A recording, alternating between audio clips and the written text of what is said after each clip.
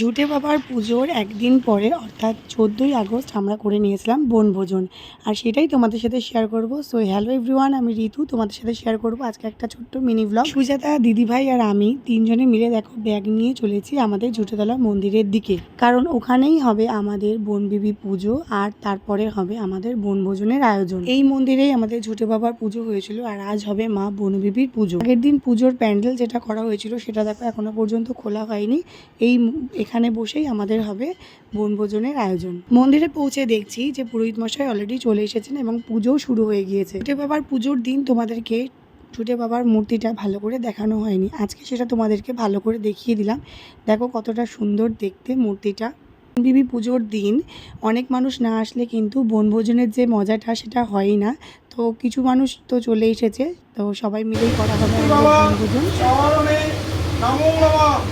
মত্তভাগে লক্ষ্মীনারায়ণায় কৃষ্ণায় রাধিকায় নমো বন্ধৌ পুষ্পং নমো স্নান সর্বাবস্থান ততোপিবা তৎসরে মুক্তি পার্বণ সবাজ্যং অভ্যন্তরং শুচি নমো শুচি নমো শুচি নমো শুচি। এদিকে দেখো পুপুল কি করেছে। পুপুল তো পুরোহিত মশাইয়ের কোলেই বসে পড়েছে পুজো করার জন্য। মজা করে বেশ ফুল বেলপাতা শিব ঠাকুরের মাথায় অর্পণ করা, কিন্তু সেই কাজগুলো বেশ যত্ন সহকারেই করছিল এবং মজার সাথে সেই দৃশ্যটা পুপুল কত সুন্দর করে বেলপাতা অর্পণ করছিল শিব ঠাকুরের মাথায়।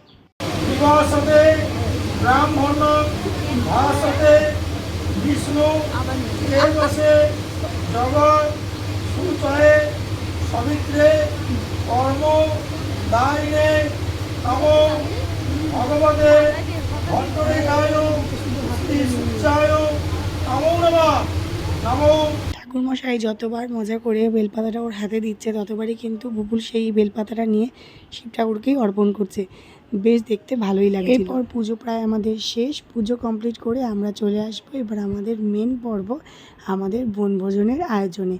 আর সেটাই কিন্তু বনভোজন বলতে তোমরা হয়তো অনেকেই ভেবেছো বাড়ি থেকে রান্না বান্না করে নিয়ে এসে এখানে হয়তো নিয়ে আসা হয়েছে, অবশ্যই, কিন্তু রান্না করা নিয়ে আসা হয়েছে শুকনো খই, চিড়ে, মুড়ি, গুড়, এই সমস্ত জিনিস। এগুলোই সবাই মিলে বসে এক জায়গায় কলা। এরপর দেখো সবাই কত সুন্দর করে এগুলোকে মেখে তারপর সবাইকে পাতে পাতে দিয়ে পরিবেশন করবে এবং সবাই মিলে মজা করে খাওয়া হবে। এই পুজোগুলোর আনন্দ কিন্তু অনেক বেশি, তাই জন্য আমরা একদমই মিস করি না। আমরা প্রত্যেক বছরই যাই এই পুজোটাতে। কোনোদিনও হয়তো তোমাদের সাথে শেয়ার করা হয়নি, তাই এবারেরটা তোমাদেরকে শেয়ার করলাম। দেখো কতটা আনন্দ করে বাচ্চা বয়স্ক সকলে মিলে বসে খাবে। আমরা এবছর গুড় নিয়ে যাইনি, নিয়ে গিয়েছিলাম চিনি, এবং চিনি, নারকেল, মুড়ি, খই আর চিড়ে সব কিছু একসাথে ভালো করে মাখিয়ে নিয়েছিলাম। আমরা এই গামলাটা নিয়ে গেছিলাম ফ্লাক্সে করে।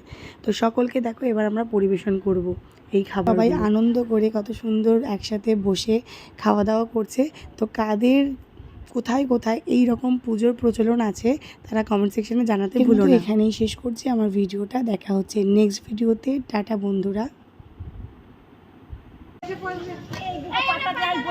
দিচ্ছিলাম তো, সরিয়ে নিল বলে আমি আবার